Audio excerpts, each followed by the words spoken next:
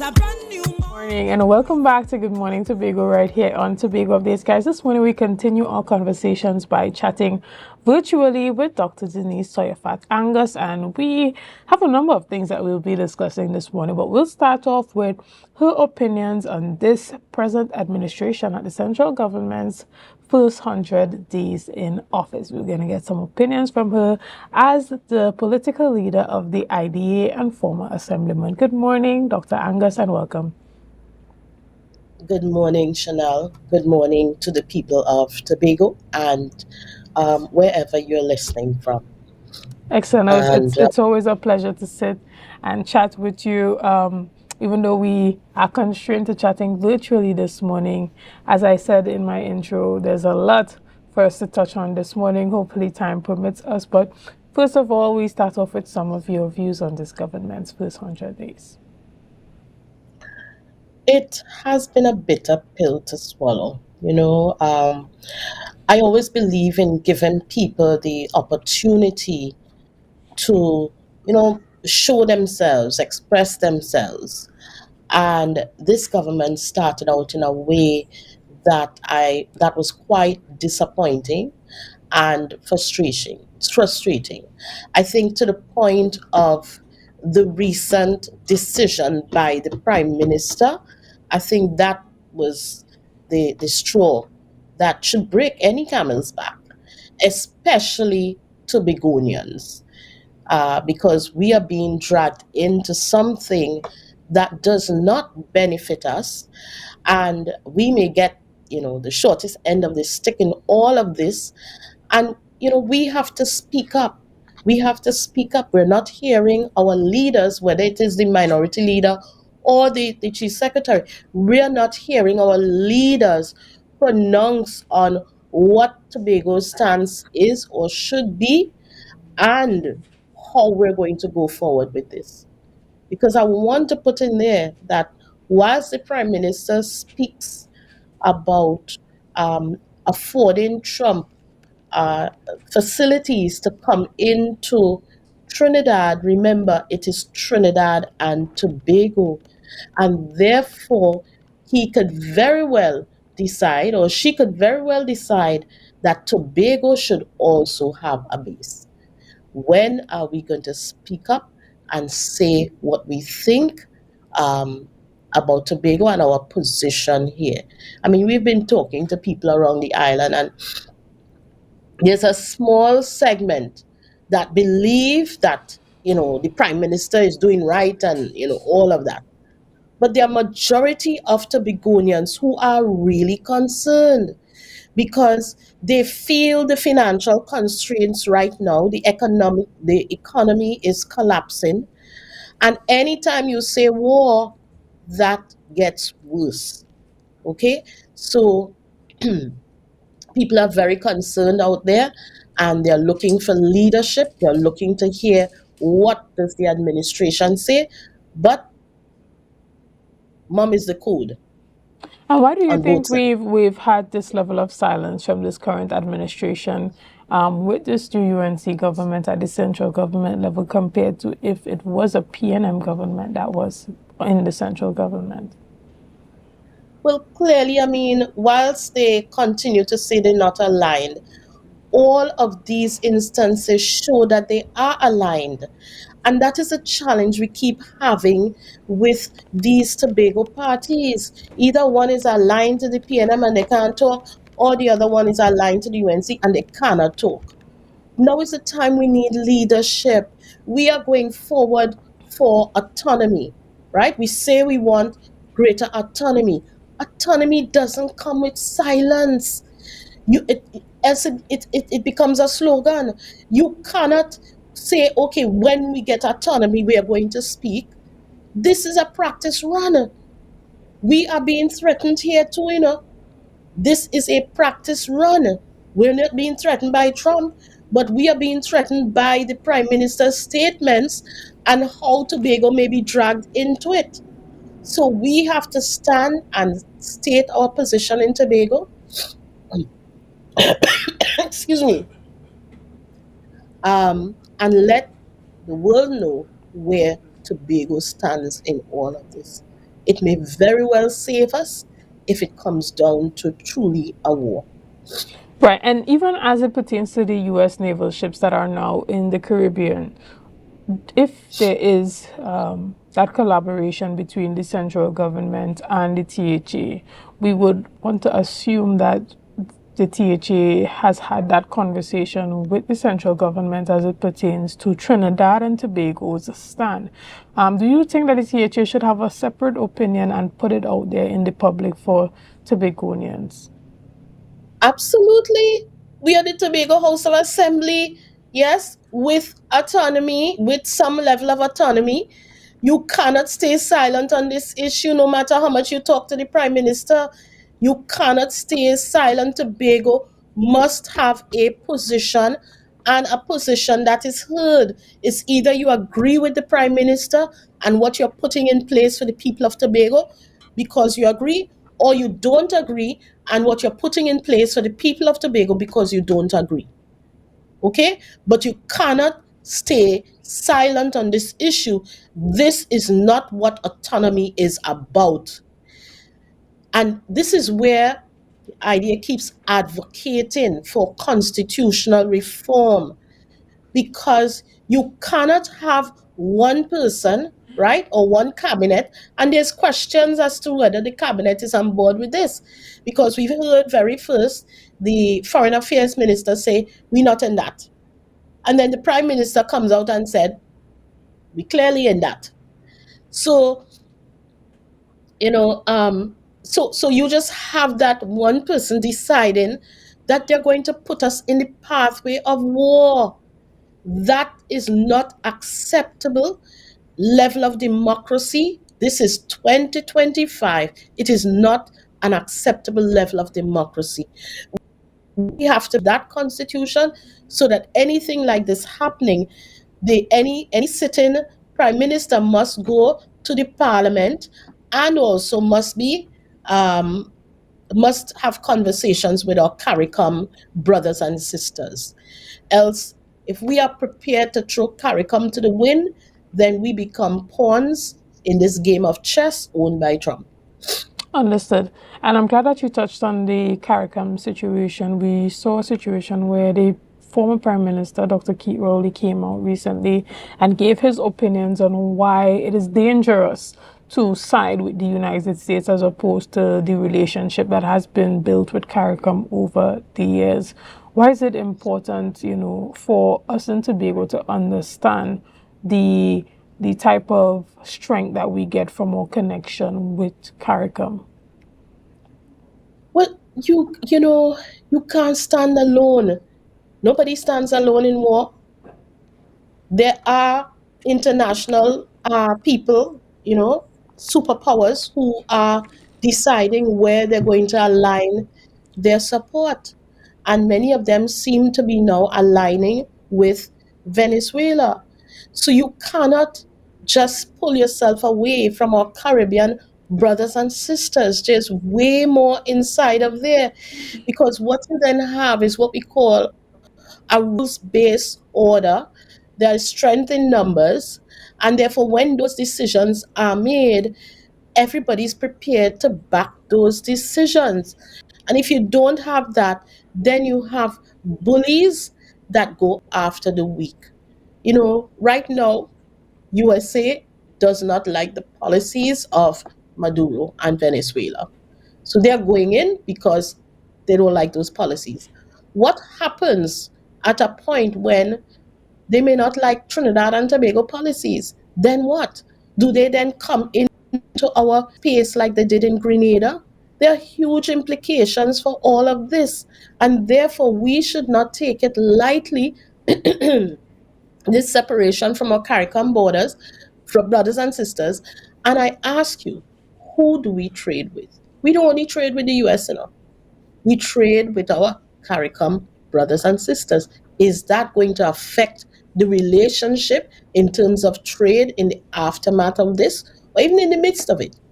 There are many repercussions down the road that we can look at, that this decision has not really been a good one, and perhaps kind of reckless. Right, and I'm glad that you touched on the support of the U.S., the lack of support of the U.S. government on this Maduro regime, because we've known for a long time that the U.S. has had the stance that they do not recognize Maduro as being, the rightful leader. And there are persons that are saying this drug cartel war, this Mexican and Venezuelan drug cartel war, is just a front for political interference from the U.S., as we've seen in the Middle East and in a number of different territories. Do you agree with this sentiment? Yes, because there is a hypocrisy that is being, you know, pursued, where America told Russia, stay out of Ukraine business, stand down. But yet you are getting involved in Venezuelan business. And we could question why. They say it's for drugs and guns, but we could question if it's also for oil and gas. We could question whether it is for positioning themselves to be the superpower in the region against the other superpowers internationally, the BRICS, and those others. And therefore it's maybe positioning. What was concerning also is the duplicity of our prime minister, because initially she said that she is pulling away from CARICOM, and they can decide what they want to do for themselves. She's not even going to consult with them. But if Venezuela attacks Guyana, then is when she would allow the US facilitate them being in Trinidad. But then subsequent to that, we heard that, well, this attack and the support is happening because Venezuela is on drugs and guns and transferring them to Trinidad and Tobago. So which one is it? Are we supporting the administration because of the drugs and guns, or because of Guyana? So there's a lot of duplicity in the statements, and it is quite cloudy in terms of the real reason. But the real reason doesn't matter. What you're doing is actually affecting the sovereignty of different countries, and also the Caribbean. Uh, so that is unacceptable, and it is quite ironic that it is in the time of our independence, where we went to independence because we wanted self determination, we wanted to be able to make decisions for ourselves. We did not want to be pawns in the world. And it is ironic that we are faced with this now, and we have collapsed our independence into being a pawn for the USA. Right. And, we've seen a situation where you recently, a number of ministers have been in Tobago, and this administration has praised the current central government, UNC-led administration, for the level of collaboration that we're now seeing with the Tobago House of Assembly. Do you have any thoughts on that? You know, I said it before and I will say it again. The only reason we have not had what they consider to be collaboration, and I'll get back to that collaboration word, in the past, is when you have two egotistical persons, one running Tobago, one running Trinidad, and decided that they will not collaborate under any circumstances. And that's a challenge we had. They say what? Fish rotten from the head. And so what we had is the fallout from that relationship. Quite unfortunate, because they were two Tobagonians who could have taken Tobago much further. Instead, what then happened is that the economy took a further nosedive over that period. Okay? We talk about collaboration, but really, is it collaboration, or are we now being subservient? I mean, I see where, you know, secretaries are going to the airport to meet a minister. Really? Is he, like a head of state visiting from another country to come to Tobago? And even then, you've not gone to meet other heads of state at the airport. So Why are we, doing that? I mean, I really don't understand that, So, and we're left to see what collaboration looks like over the next few months. Excellent. And, even as we see Tobago House of Assembly election approaching, how is the IDA currently preparing to head into elections?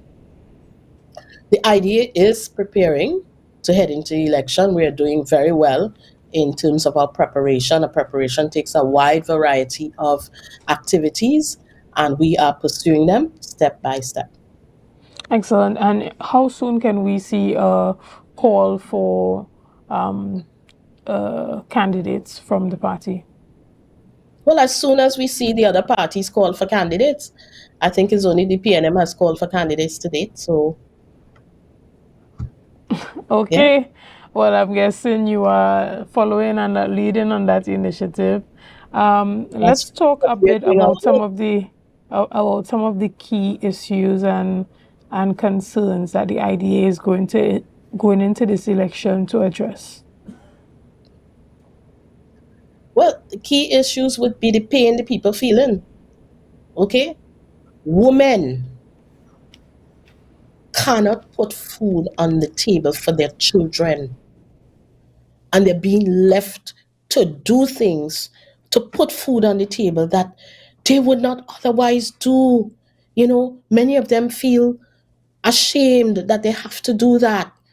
But if they have a choice of starving the children and doing that, they're going to do it. And there's a lot of that being taking place in Tobago. So this administration has not served women on this island well in terms of lifting the quality of the lives of women and children. And by extension, overall, the economic devastation that we feel, you know, in our pockets when we go to the grocery. We're buying less food. I'm sure, Chanel, you're feeling it. We buy less food with the money that we have. Food is the number one basics that we have to be able to treat with, you know. So the other one is shelter. Many people are what we call couch surfing, stopping by a family member here, a family member there, to have a night because they cannot afford to get proper shelter for themselves. So those are some of the areas that we definitely are going to be pursuing. We know that the last PNM regime lost because of said that the performance of the administration that is measured by the impact on the society. Excellent. And what do you think that the public should be demanding from this administration in the upcoming THA election? Well, the public needs to demand a full, account of what you have done. And don't tell us that you didn't have any money because you had money. What did you do with it? A lot of times I understand when the Secretary of Finance came in, she said that she was going to cut out the joyriding, that there were too many travel visits. But ask yourself, she came in the first 6 months, maybe cut down, but now it has gone back to an all-time high. If you don't have money, your first order of business is not travel. It is putting the money to where you meet the needs of a social safety net on the island, especially when people are suffering. When you don't have money, you don't spend uh, millions of dollars on buying resorts to then spend millions of dollars to convert to some hospital facility. When you don't have money, you don't spend 17 million on ambulances that up to now we cannot see the ambulances. They are not working well. You had to spend more money to retrofit them. You are and you're now saying, well, you don't expect all of them to come at the same time because you don't need all of them at the same time. I mean, come on, is that how you spend money in your house when you don't have enough money to feed your children? You have to know how to cut and contrive and still have your children feel like they have a wholesome life. And right now, our children are suffering in Tobago. Totally understood. And even as we wrap up this morning's discussion, is there anything that you want to say to Tobagonians looking on this morning? Tobagonians, do not take lightly what is happening in Trinidad. The utterances of the Prime Minister, it has serious implications for Tobago. Now, we could do a number of things. We could go and call and send messages to our representatives that we do not support this initiative, but we can't find the representatives. And they may not have the courage to take it forward to the Prime Minister because clearly they are in sync with the current government. Number two, you need to start planting and securing food because we're going into a period of uncertainty. Okay? You need to make good with your neighbor. You never know what could come out in, God forbid, a war. We need to pray. We are praying people. We need to pray unceasingly for peace, yes, and diplomacy. We need young people. You are needed to carry the movement online. Hashtag pray for peace. Anything you post, hashtag pray for peace. All of us, we have a part to play. It's a very important part that we have to play, and we need to come together and we need to work together because at this point is Tobago. See for yourself. Our leaders have flown the coop. None of them have anything to say on this. They have flown the coop, and it's Tobago. See for yourself. Letting you know that the idea is always standing with the people of Tobago. 2 months ago, when the Prime Minister first made her utterances to Venezuela, the idea is the only party that stood up and said, we did not support that because of the impact, possible impact on our fishermen and all the other things. Now again, IDEA is the only party that is standing up for the people of Tobago on this matter and other matters. So be wise, Tobago, be wise. Autonomy is not silence, else it's just a slogan. Be wise. Understood. We want to thank you so much, Dr. Angus, for your time this morning and giving us those perspectives as leader of the IDA political party. Guys, we're going to take a quick break right here and we'll be back right after this with much more conversations. See you soon. It's a brand new morning, rise up to a brand new dawn.